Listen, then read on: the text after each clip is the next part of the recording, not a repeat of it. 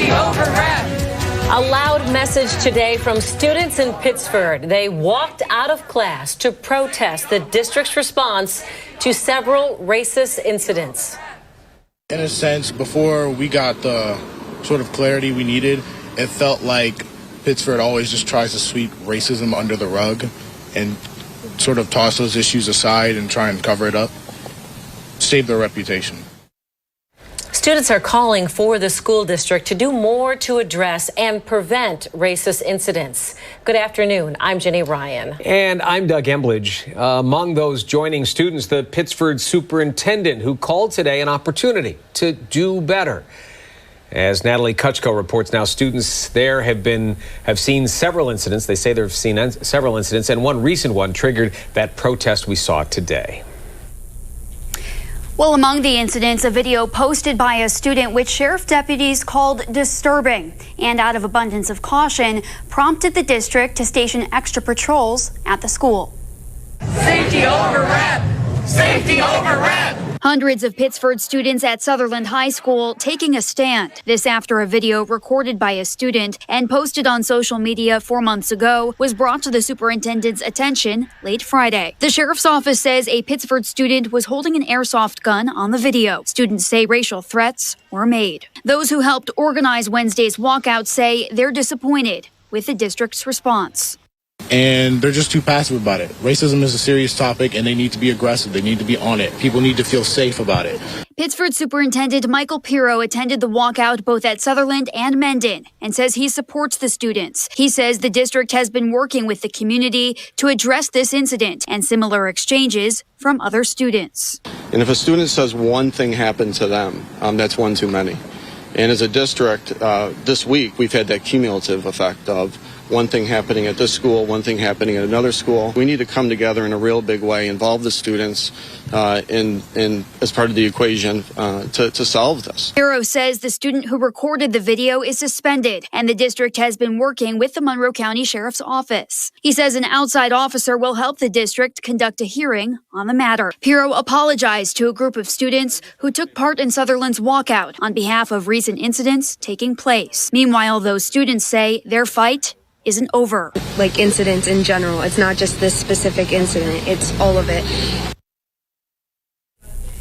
And Superintendent Pirro says the district is taking measures to include the school community in more of these conversations about these issues. Meanwhile, high school students will be addressed in an assembly this coming Friday. We're also told the middle school will be meeting in smaller groups, and parent forums are also set to be held sometime next month. Also tonight, new leadership is coming to the Ontario County Sheriff's Office. Sheriff Kevin Henderson is planning to resign.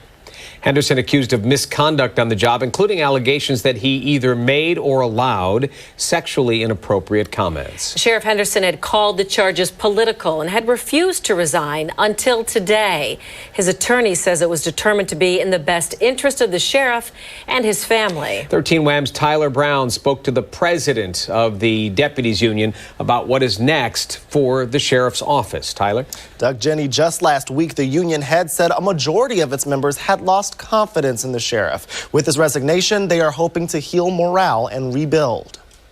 After 38 years with the sheriff's office, including 2.5 years as sheriff, Kevin Henderson is stepping away under a cloud. The head of the union says a months-long independent investigation into the sheriff has hurt morale. It was very trying, and it was hard for people to keep a real positive outlook as to what was going on. Earlier this month, with Henderson refusing to step down, the County Board of Supervisors announced it would conduct a second investigation of its own.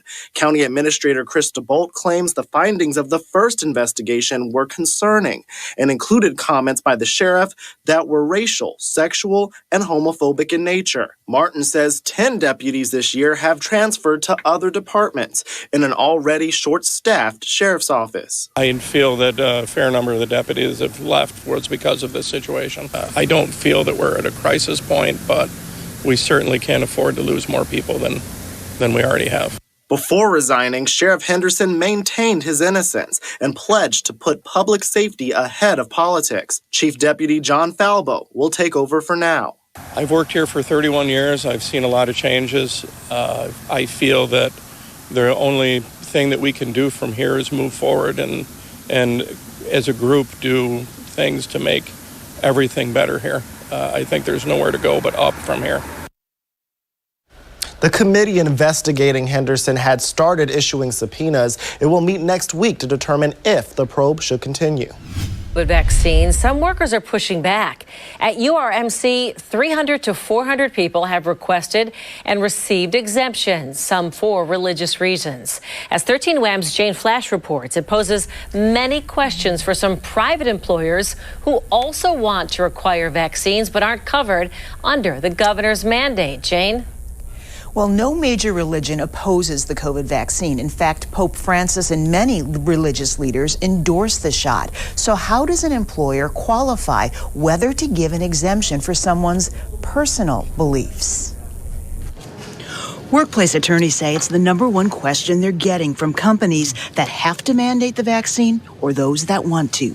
There's really not a good explanation for, as an employer, how do you determine whether or not somebody has a sincerely held religious belief or not. A lot of questions that we're getting from clients are, who's responsible for making that determination? The EEOC standard of deeply held religious belief does not include standards for how to measure it. As employers struggle with that, there's this. Some churches are mass producing letters for their members to provide to employers. And online, others, including this Texas Reverend, offering signed letters for $25. There are also online opportunists, including people who claim to be consultants, offering packages. $175 can get you sample forms, access to court cases, and a signed letter.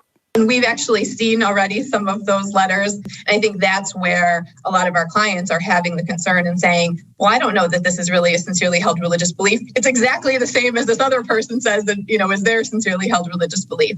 Yet before spending money, people should know employers are not required to accept these letters. Workers who are granted religious exceptions should also know their paycheck may be put in jeopardy. We are seeing a lot of questions coming from folks about that issue, in terms of what is a reasonable accommodation and can we in fact just say to somebody, we're going to put you out on leave.